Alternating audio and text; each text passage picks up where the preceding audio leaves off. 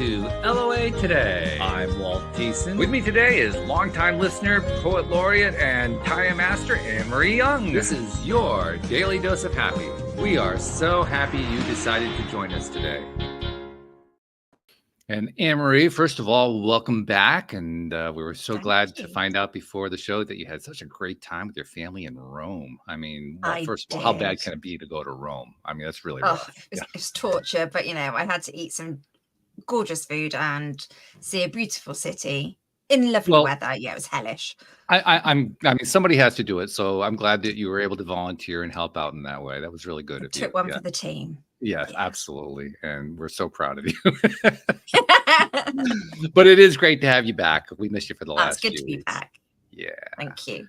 And we're joined today by Allison Yamamoto, who has she's been kind of regaling us about the novelties of the New York Marathon leading up to our conversation here. But we're really not going to go run a marathon. Instead, we're going to be talking about nutritional issues and various women's issues and so forth. And so we're going to kind of try to segue over into that. But first of all, welcome, Allison, to the program. How are you doing?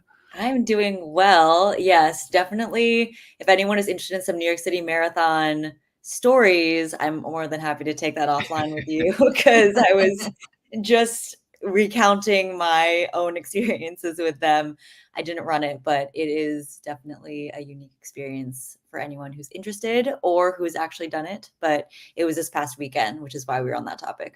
Yeah, anything having to do with New York City is an experience. Anything having to do with a marathon is an experience. Put those two things together, you have an experience. You have a real experience. All caps. All caps, that's right. Hashtag experience. Okay. So,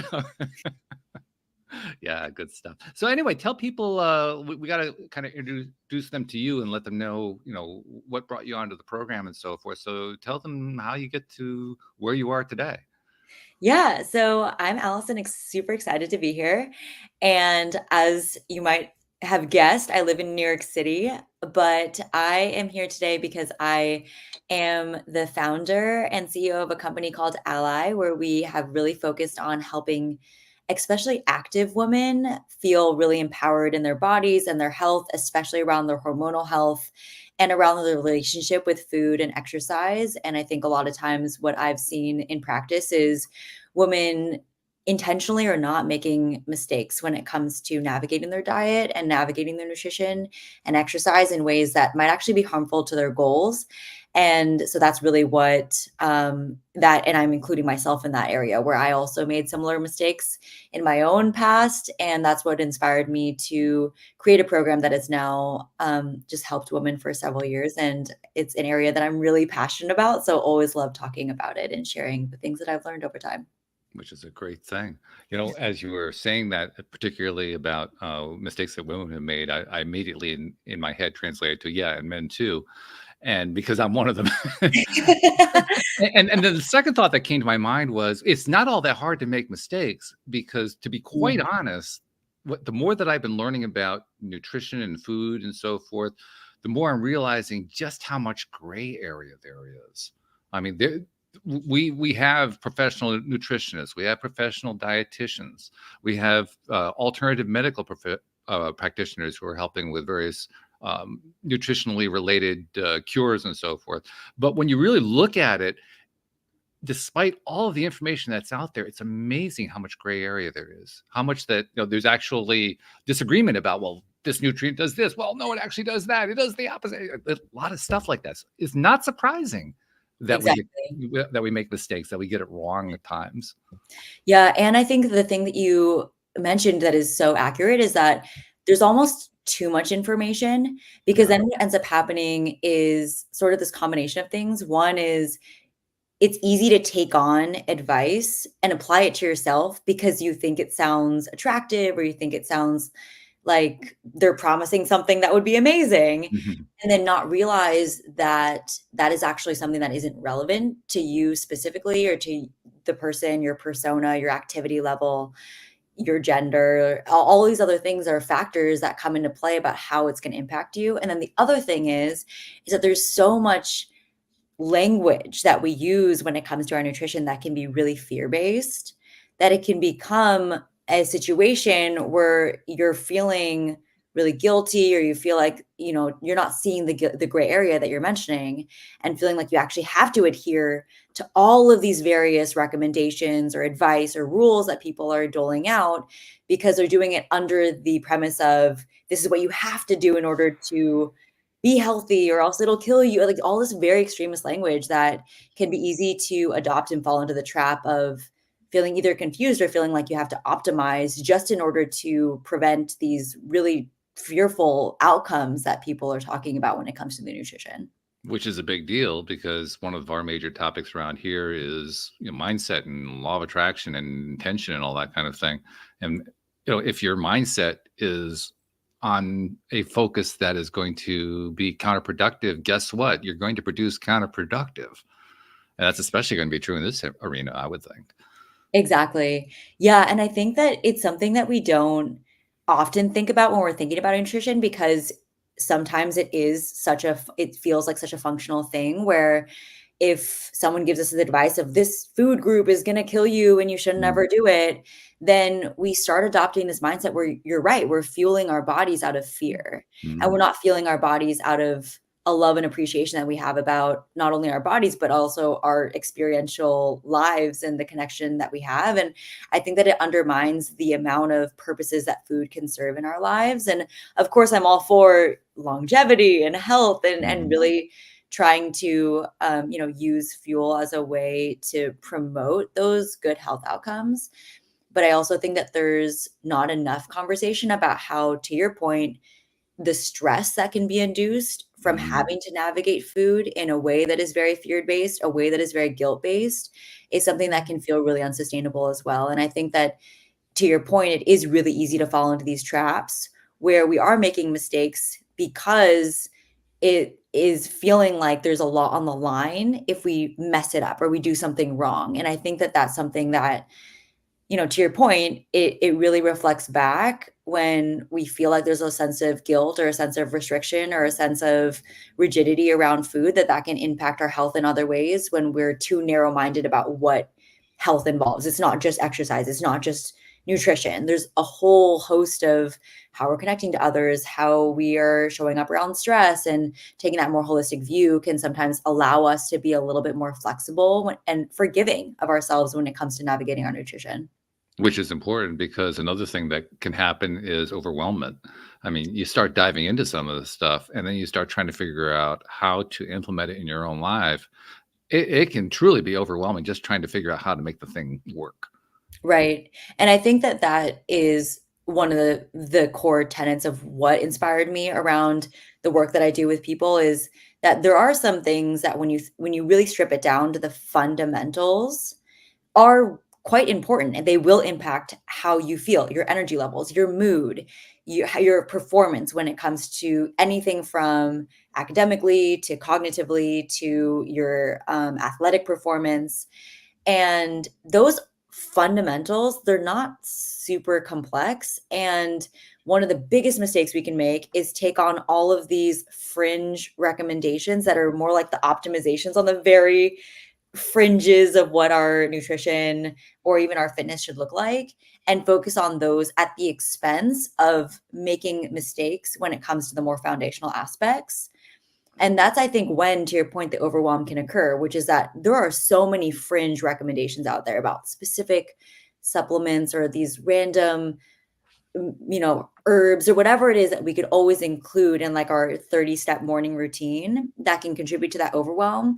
But when we strip it down to like, let's make sure you're getting the foundational basics right, it's not always the most like sexy topics that are going to promise these crazy benefits in like a crazy short amount of time. But those are the things that are the tried and true aspects that, even if, whether you're busy, whether you're an athlete, whether you're trying to, you can have a variety of health goals that each that is very individualized per person. But some of those foundational aspects are really applicable across the spectrum. Interesting that you mentioned the foundational side of it, because for me, that's where a lot of the overwhelmment comes in as well. Even if you identify what person X is telling you is foundational, you can find person Y who says, no, that's not foundational. You're on the wrong foundation. Trying to get foundation founded is the hardest part. Like what? Okay, so where is the foundation? Well, it's here. No, actually, it's over here. No, it's here. No, and people become quite, heated about it. Yeah. I've been dealing with some minor chronic headaches, which is a relatively new thing for me this past year. I'm sorry. And I've been consulting with a naturopath because my MD was useless on the topic. So I went to the naturopath, and she had me making some changes, and I made some variations on what she was recommending because I tried following her path and my headaches got worse. I said, okay, well, I got to shift here. So I went back to some of the things that I knew that worked for me, and I got back to my baseline again. But those things were in one case, it was particularly milk. I'm a milk drinker. She is against milk. She thinks that milk is a really, really bad idea because it has so many negatives associated with it. And I even, this is where it started to get heated. I actually said to her, I think you're kind of milk averse here. And she's got all defensive about that. Oh, I'm not milk averse. And then she gave me all the reasons why you shouldn't drink milk. It was that kind of a conversation, So here I am dealing with somebody who really is an expert in the field, and I'm dealing with overwhelmment just dealing with her because my experience is proving to be different from what she had in mind. Now, to her credit, by the way, she's a good doctor. I don't want to paint a picture here that she's not. To her credit, she was saying, well, everybody is different, and she started giving me different alternative ideas of where to get the kind of information I was looking for and so forth. So she was doing her job the way she should. But it kind of illustrates, even when you're dealing with somebody who's an expert, you can still get kind of messed up just trying to deal with the fundamentals. Yeah, and I think that maybe it goes into like how we would define fundamentals, because I think you're 100% right, which is that there are going to be things that are really important to a certain cohort that might not be applicable to another cohort. I think that that's where we can get really lost, is that it's like, oh yeah, was this applicable to me? Is this something that when it's taken into consideration, me as a person, is this going to matter or not? And there are some things when it comes to our holistic health, like sleep or stress management, or how we are thinking about our training and what is going to be a balance between overtraining and like zero training, which is the other extreme, where there are foundational elements that it's worth prioritizing, and it's worth knowing that those are things that we're going to try to incorporate in the toolkit we have around our health. And then to your point around nutrition, there are areas where I think there's the extremes that we see that can be really enticing because of the promises that they recommend. And it is, to your point, worthwhile to understand that we also do have a lot of individuality when it comes to our food, in terms of, each of us have allergies is a perfect example. Like that's an obvious one where there's going to be a lot of differences. There's also cultural norms. There's also like, again, the physiology. So like male versus female is going to matter. And I think that when it comes to our nutrition, to your point on the gray area, when I say foundational aspects, it's mostly about trying to make sure that we are managing energy availability. We're trying to make sure that we're generally trying to support our metabolism, balance our blood sugar. We're not trying to make major restrictions in terms of our diet. And so it's not necessarily the thing of like milk or not milk. It's not necessarily the thing of like, do we want to take this supplement or not? It's more like, when we strip away like all of the noise and just try to get to like the very basics, can we be happy or find consistency and at least the most bare bones of like what makes a good meal, what is going to help us feel really satiated, but also feel energized, but also feel like our blood sugars are being regulated. And I think that when we take that approach, it feels more forgiving in terms of where we can add some individuality. So do we add the milk on this one, or do we not digest any lactose? Like that, I think is where we can. That was what she was pointing to, was the lactose side of it. And I get that part of the argument. I understand where that comes from. Yeah. But to your point, like if it works for you, and I think there's also a huge amount of power in being able to understand and feel confident in this works for me. And I'm going to do it because I know that my body responds well to that. And I think that in a world where it's really easy to compare to other people, or to feel like you're questioning what you're doing, or to feel like there's an implication that if you just do this exact same thing that someone else is doing, then you'll get all the exact same outcomes as that person.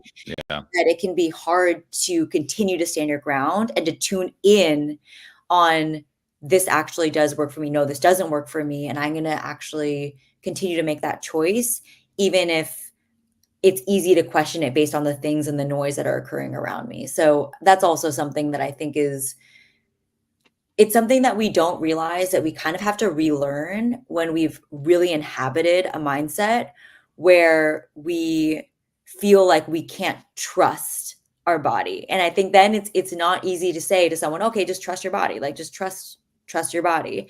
And I think that we can underestimate that when you've lived in a state where you're abiding by the rules, you're abiding by what people are saying, and you're looking externally for what's right or wrong, that it can be a really challenging journey to go back to a state where you can trust your body in the way that you would expect that to feel like and to look like in your life.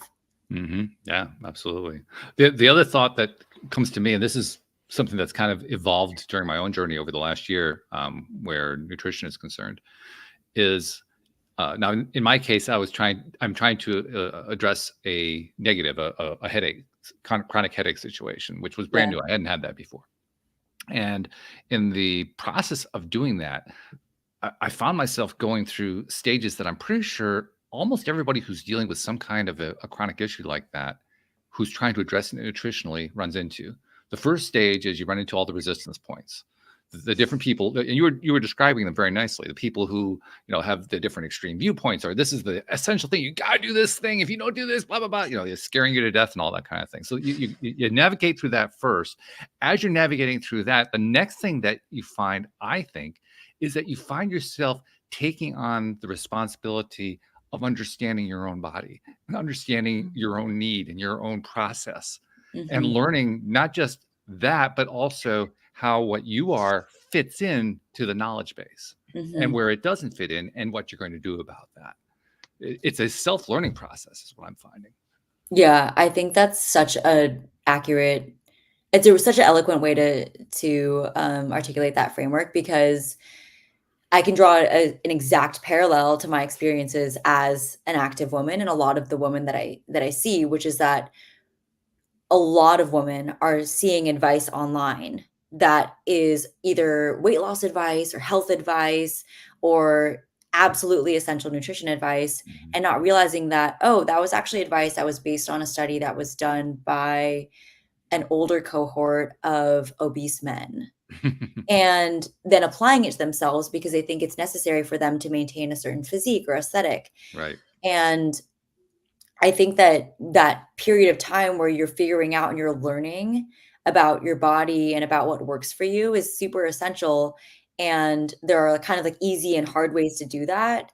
But part of it is, to your point, finding the people that you know are representing your community, representing how you identify and what your issues are. And for me, that community that I specialize in and serve is women who are active, women that are exercising in any capacity, who are interested in their hormonal health, who Mhm. are interested in maintaining like good, clear mind, energy levels throughout the day. Their mood isn't super irritable, it's not super low. Like, I think that there's ways that we, especially as women, can navigate our nutrition and not realize that the mistakes that we're making could actually be causing some of the chronic symptoms that we could be experiencing.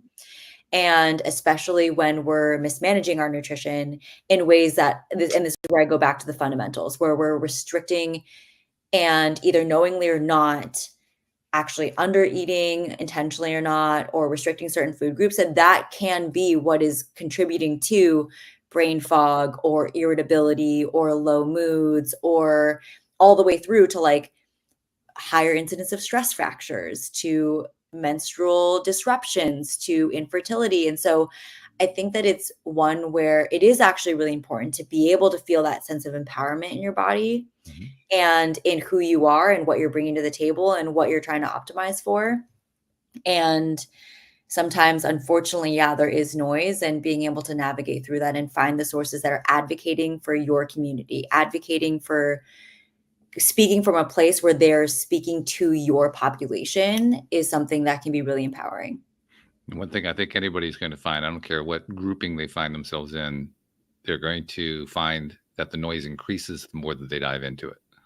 It's not like the more you dive in, the noise starts to fade away. It gets louder and louder, and at some point you have to kind of come up with a strategy for how are you going to stop paying so much attention to the noise, right? Yeah. Because otherwise that noise can overwhelm you. Point.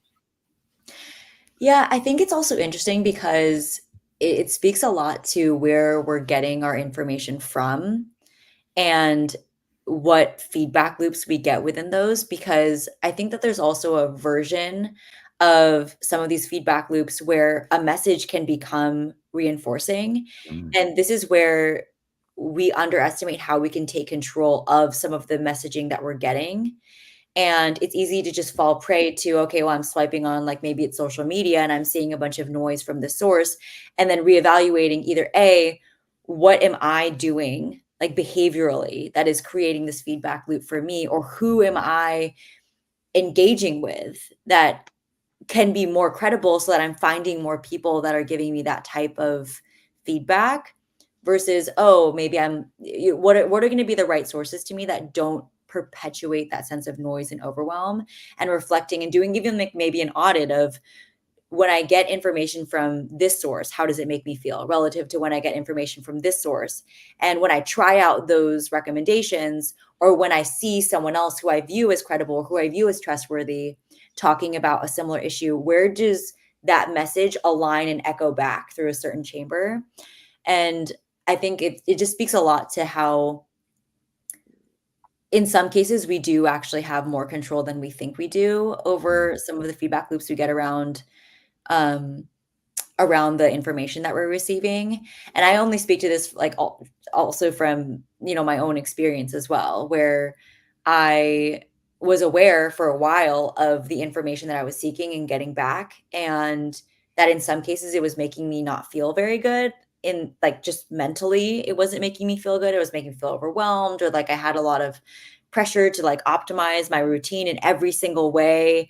And also feeling like I wasn't seeing a lot of people that were representing me and how I identified, like as a woman, as someone who's active. Like it didn't seem like that was necessarily the demographic that they were targeting. And that is sort of when I started to be more proactive. Who in this space do I actually trust? Who in this space do I think is representing that? And then the more that I would actually seek out that type of persona, the more that was also reinforced. And that's when I actually started to see themes. So maybe it is true that you go to this place where it can be overwhelming, and then maybe it takes a little bit more proactivity, a little bit more intentionality. And then that's when you can actually feed in to understand, okay, now I'm going to actually create consistency around who I'm seeing feedback from in areas where I can trust that there's more similarity in the messages make more sense, and they do seem to be speaking to communities that I also resonate with. Speaking for myself, and this ties into what the original topic of the show was back when I started 12 years ago, the whole law of attraction thing. I look at this kind of experience that we're describing here, and I look at it in terms of how do people tend to go after things, and what they tend to go after is they tend to go after the things they don't want. I don't like feeling this. I don't want to experience that. I don't like this feeling. I don't like this symptom. So I'm going to keep looking for all these things I don't like. And they forget that it's so important to stop doing it at some point and start looking for what the solution is that you want. They're constantly looking for problems. And if you keep looking for problems, you'll find them. Just ask any medical doctor. Just you keep digging, you're going to find a problem. I guarantee it. But until you start looking for the solution, you're not going to find the solution. Exactly. Yeah.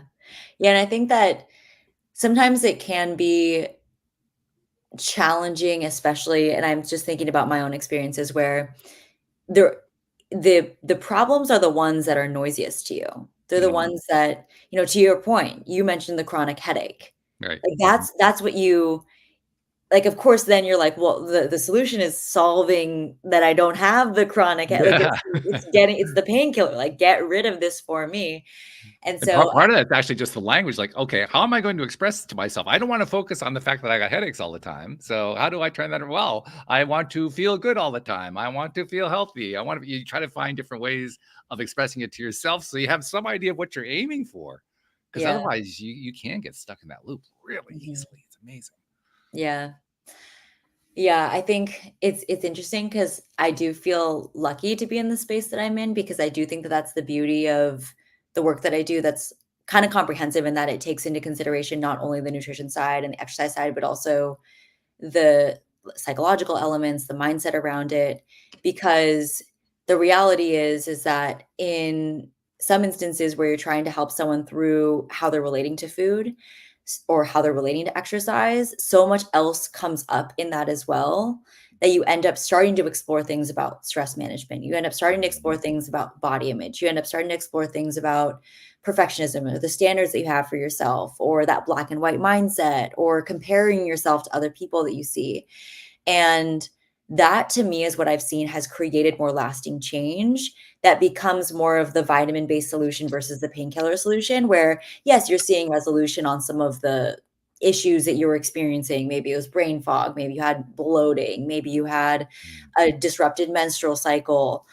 But through actually addressing everything more holistically, those other aspects start to come out. Oh, I'm feeling like I'm much less restrictive around food, or I'm feeling I'm a lot more empowered in how I can navigate choices about how I exercise today relative to my energy levels, or how I'm going to nourish myself based on what I know that my body will need, even if that's not the decision that I'm seeing people making around me.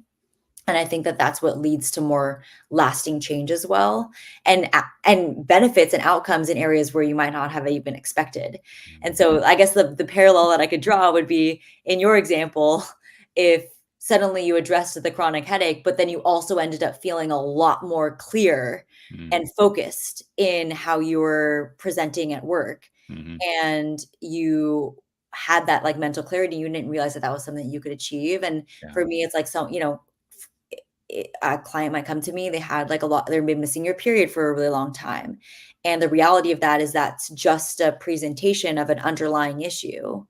And when you address the underlying issue, then it actually shows that, oh, I actually didn't realize that the same thing that might have been causing my missing period was also causing me to feel cold all the time. It was also Mm, causing me mhm. to feel really low energy. It was causing me to get really irritable a lot of the time.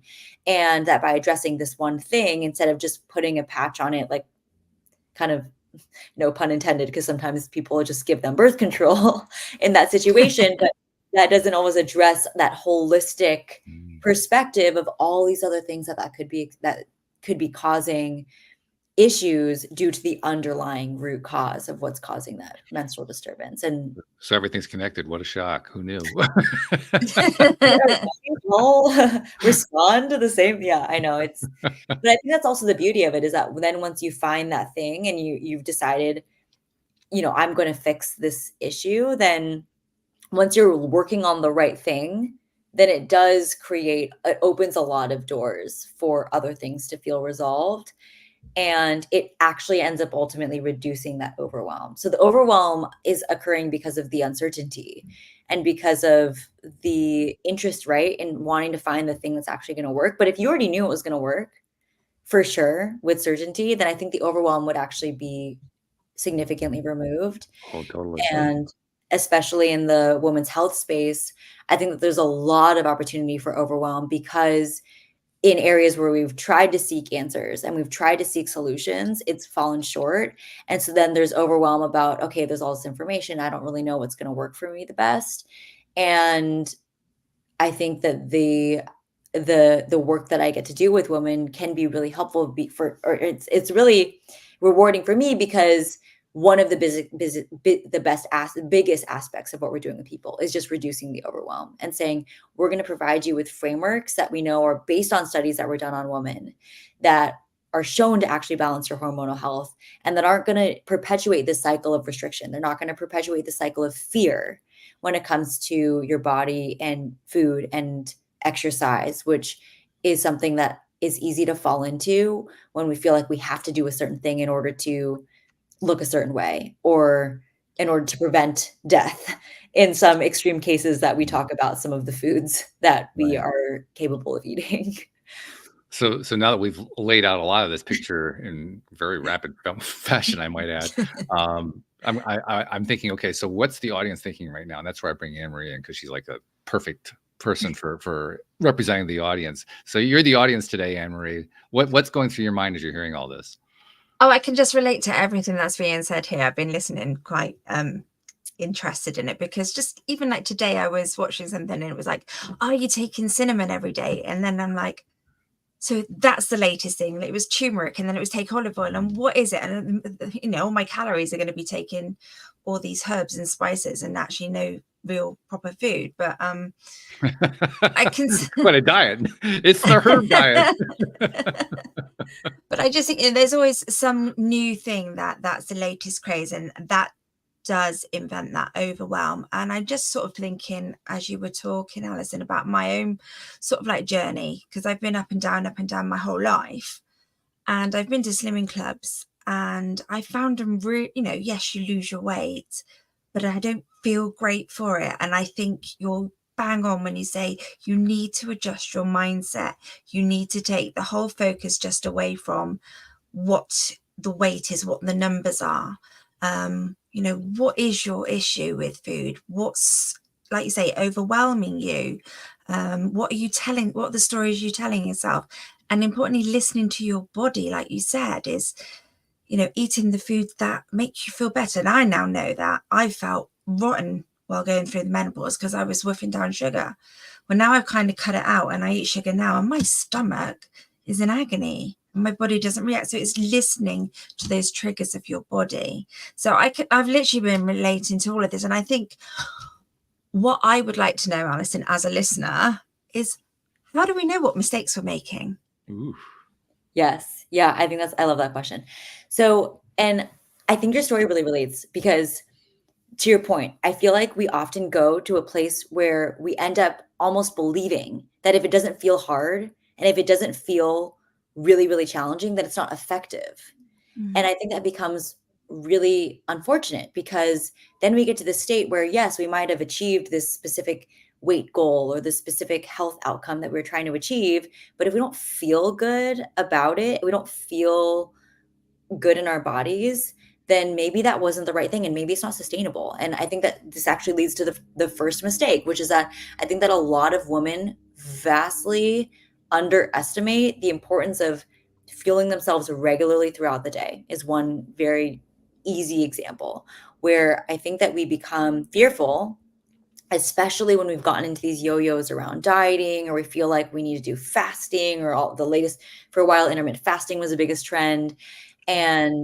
And then we feel like, oh, well, we need to kind of hack ourselves, and we're really scared around food. We feel like we need to exert that control. And then we kind of normalize this idea of like, yeah, maybe it's good to skip meals. It's good to not eat until a certain time, or create restraints around ourselves in these time windows.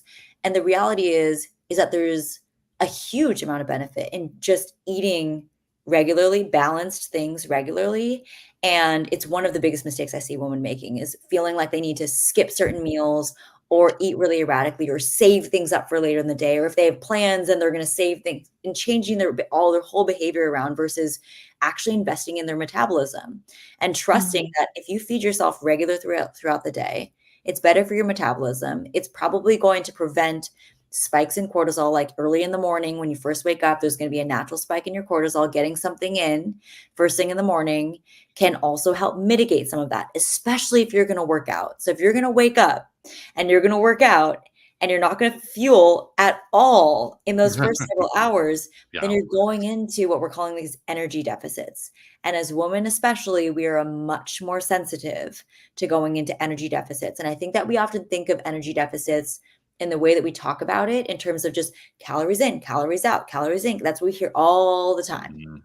And the interesting thing that we don't often talk about is this concept of energy availability, which is saying, how are we balancing the energy we have available over the course of a day, over the course of a week? It's much more holistically viewed versus like, it's our body isn't just a calculator at the end of the day that's saying, oh, calories in, calories out. Great. There's also things that are impacting how we feel about how we're feeling throughout the day. I think that's one mistake. I think another mistake that I often see is women under eating in certain areas because they are restricting, or because they think it's bad, or because they think they shouldn't be eating it. And that can also be something that can impact how we feel. And so an example of this would be And I think that it's very specific to people and their relationship with food. Again, to your point, on how much that mindset aspect comes into it. But as an example, if a woman has been told their whole life that eating carbs is going to be bad and it's going to cause you to be super dissatisfied with your body, then that is an area where strictly just under eating carbs, like not eating enough carbs, especially if you're active, can be something that can contribute to symptoms like brain fog. And that women especially are typically more sensitive to, like premenopausal women especially are going to be, especially who are active, are going to be more sensitive to an inadequate carb intake.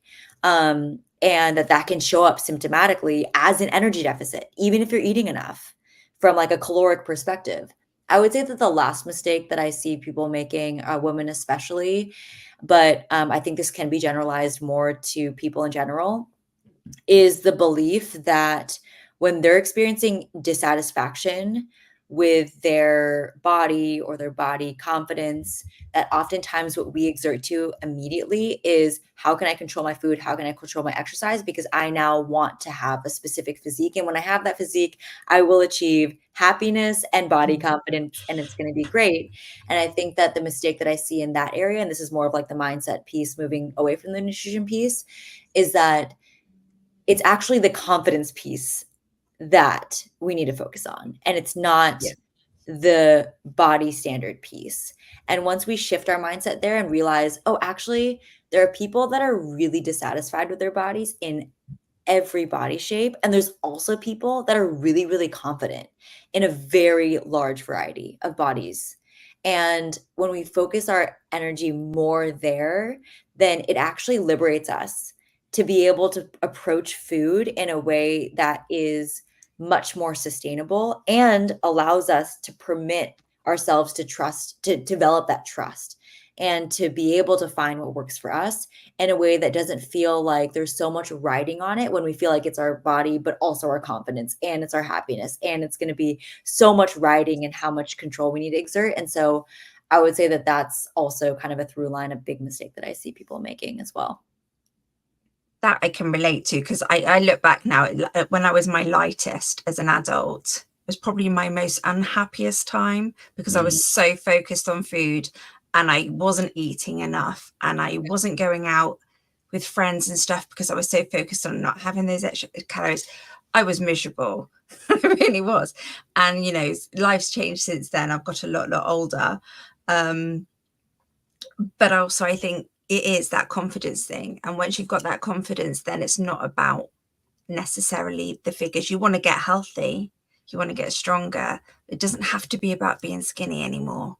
You get more contented with yourself. Yeah, no, I love that. And thank you so much for sharing that story, because I think that'll resonate with a lot of people. And I really resonates with me, especially because I think that you can find yourself in like almost like a rock, between a rock and a hard place, where you've gotten, you know, you mentioned it yourself. You got to a place where you had achieved maybe a body that you were striving for, but then you didn't feel good and you felt like you weren't eating enough, and you could tell, and it didn't feel sustainable. And so then if you don't work on that confidence piece, then you're stuck. You're like, well, if I change and I try to do something that's going to make me feel better, and it might improve my energy levels, and it might bring more life back into my experiences, and all of a sudden I can feel more free and I can feel more connected to people around me, and I don't feel as controlled, like I'm focused on food all the time. But then I'd be occupying a body that I won't be able to sustain or feel like myself in, feel like I've super happy in. And that could be a really challenging place to be. And so I think that that really just hits the nail on the head in terms of, you know, how important it is to work on this alongside some of the nutritional changes, because the reality is, you know, you could have both. You know, you could feel that confidence, and you could also feel the energy and the more flexibility, and feeling like you are able to not have to exert so much control around food. And I think that the thing that's also, you know, really interesting is that in the example that I mentioned before about the mistake that women make about skipping meals, and and fasted training and waking up in the morning and not always fueling themselves, is that when we get to a state where we're doing this chronically, either because we're dieting or because we're going into these like chronic energy deficits, that the chronic stress that results from being physiologically in that state is what our body is then interpreting as like survival mode. And when we're in survival mode, the most ironic thing is that our body therefore is triggered to want to store more fat, because it's saying we don't know when we're going to be fueled again, because well, we're perpetually every single day going into these deficits. That's really scary, and we need to be able to survive. And so I say it's ironic because a lot of the times we're doing that because we think we're doing it to be lean, or we're doing it because it's going to improve our fitness.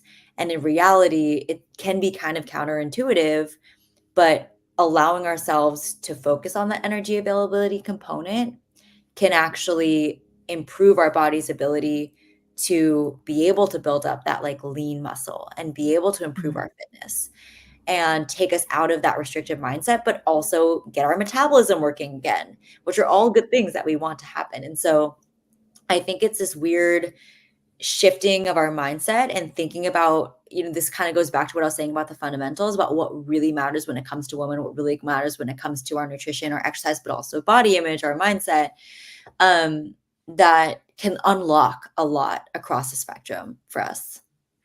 Let's define terms a little bit here, because we've made a lot of really good associations here, particularly where confidence is concerned. I agree totally with what you've been saying there. But let's define what we mean. When we're saying confidence in this context, what are we talking about? I think it's an interesting question, because confidence is something that people is going to vary based on who the person is, in the sense that I think that confidence is really closely tied to self-worth. And so when we're talking about confidence and we're talking about an empowerment, then that could be everything from feeling good and happy and satisfied with yourself and your person, not feeling like you're reliant on something that might be unsustainable for that validation, for your belief that you are enough, for that belief and permission that you deserve things that you can have in your life. And so I think that the reason that I say that it's a little bit varied per person is because for some people, they might feel that in order to have that, it hinges on them having a certain aesthetic with their body. It might hinge on them having a certain workout checked off that they've done in the day for them to feel like they have that sense of permission, that they have that sense of fulfillment that they can then use to pursue whatever it is that they want, whether it's like going out for dinner or, being able to reduce their anxiety because they've checked the box on some sort of, workout that they've done that day. And I just say that because when we relate a lot of this back to self-worth, which I think is something that kind of underpins confidence in like the background, that it's helpful to understand where then we are, like what void we're trying to fulfill. But I think that confidence also, to your point on definition, can also include things like confidence in your understanding and knowledge in what works for you or what information is credible. And I think that that's another side of it. So there's confidence in yourself, confidence in how you feel, and confidence that you're deserving and that you're worthy. But then there's also confidence that you are clear on what it is that works for you, on what information is credible versus not credible, on what when you make certain decisions, on what outcome that's going to result in, especially when it comes to your nutrition, your fitness. And so I like to say that that's the other side of confidence, because that's also a really critical point in being able to navigate nutrition and exercise with more what we're saying confidence. Did that answer your question? There's sort of like the two sides. There's like, Yeah, well, I think we also need to delve a little bit in, because as you very clearly presented to us with your answer, confidence is only one of those fundamentals we need to define. We need to define a few more. So let's define a few. I mean, let's define self-worth. You used that one a few times, and that's another one that it is like the old joke. I mean, if you have it, you know what it is. If you don't have it, you don't know what it is. So how do you define it if you're kind of struggling with the self-worth piece? Yeah, I think that's so interesting, because I feel like there's sometimes I almost feel like what I've seen is almost the opposite, which is that when you don't have it, you almost know what it is more because you're so fixated on wanting to have it. And you're trying to figure out, how do I get that? It's like, I believe that everyone else has this thing. And whether they have it or not, but then you're like, where do I get that thing? Where do I get it from if if I don't have it, which is kind of this belief of being worthy. Like, believe it that you deserve to have things. Well, it's Believe part of the reason why I also wanted to define the term, because so far we've been describing it in terms of it, but we can't say what it is. If you don't know what it is, you can't get it. Mhm. It's kind of like asking, what do you want to accomplish in your life? Well, I don't want to have this, or I don't want to have that. Okay, but what do you want? I'm not sure. Well, if you don't know, how are you going to get there? Yeah. It's that kind of a thing. So Is somehow it we is have to it define what the it is. What's that, Anne-Marie? I was just wondering if it could be classed as just the belief in yourself. Hmm. Yeah, that's a Yeah, good starting point, exactly. Yeah, exactly. Being worthy. Yeah. which means that it's tied directly to self-confidence Hmm. and self-love and Yeah. self-acceptance and self-forgiveness. Any self-hyphenated, you pretty much can put in that list. So not much then. Not much. No, it's a very short list. Only kind of important. Yeah, it's all pretty critical stuff. In fact, when you were talking about how very often when we're in that kind of a lax state, we can kind of see out there what it is that we want. But and there's truth to that. There's definite truth to that. But by the same token, I find that's when we have the least understanding of what it is that we want, because it's out there. We don't define it in terms of in here. We define it in terms of out there. So it's always unachievable. It's always out there.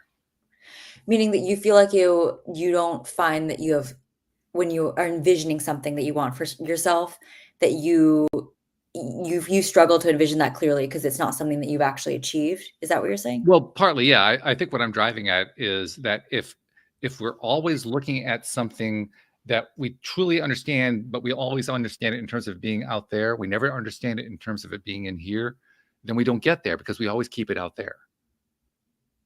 Mm.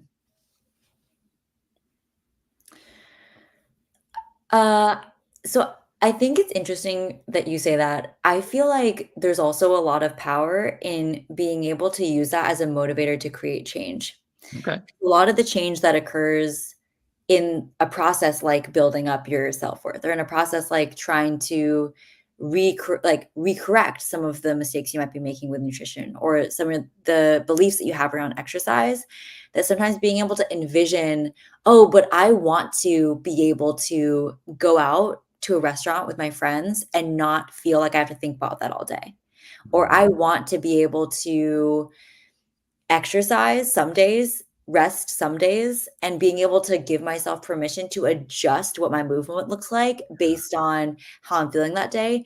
That type of vision that you can articulate for yourself, or even like, I want to have a regular period and I want to do that, and I don't want to be irritable. I don't want to feel like I'm impacting the people around me in a way that is constantly based on me being really hungry or me being worried about what's going to happen with food.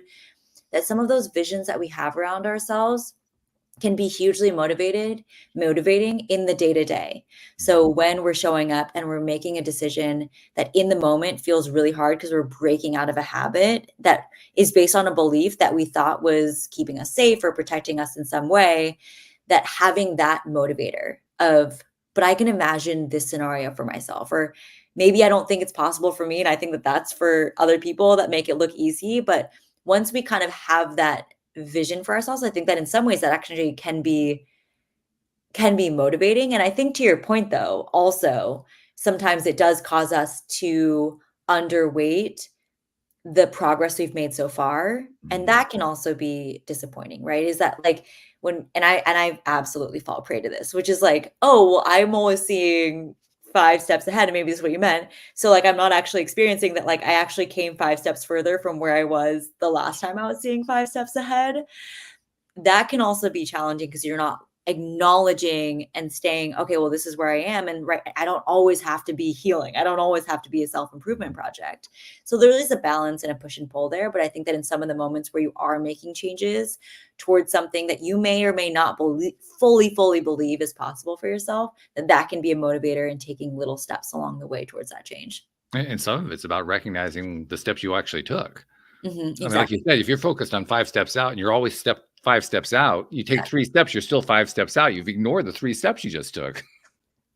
I think something that's helping me at the moment, because I'm entering this journey myself and have been sort of since the beginning of the year, is it's too big a thing to focus on now. So yes, I know I've come a long way in 6 months health wise, but I also know there's a long way to go. So what I tend to do is focus on my future me. So Anne-Marie, when she's say another 15 years older and mobility's going a bit, how much stronger I'm going to be and how much healthier I'm being. I'm only doing it for the future, Anne-Marie, because I will see the difference and I'm focusing on that difference. So it's a weird one. I can't necessarily, even though I feel it now, I can't, it's too overwhelming now because there's too much change needs to happen. And I'm proud of myself, what I have done, but I have to focus on the future. Does that make sense?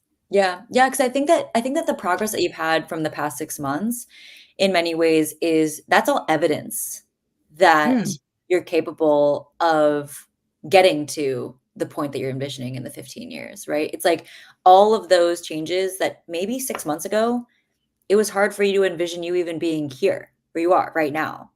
And that is all proof that in 6 months from now, you could even be further along than not only where you are right now, but maybe where you envision you'd be in 6 months. So I think that it's kind of, that's how they interrelate in my mind, at least. And it's having those little celebrations, because I was thinking like 6 months ago, I would not have been able to walk down the cobbled streets of Rome with a heavy backpack on, holding children and whatever. I just wouldn't have been able to do it. I would have been in too much pain with my knees.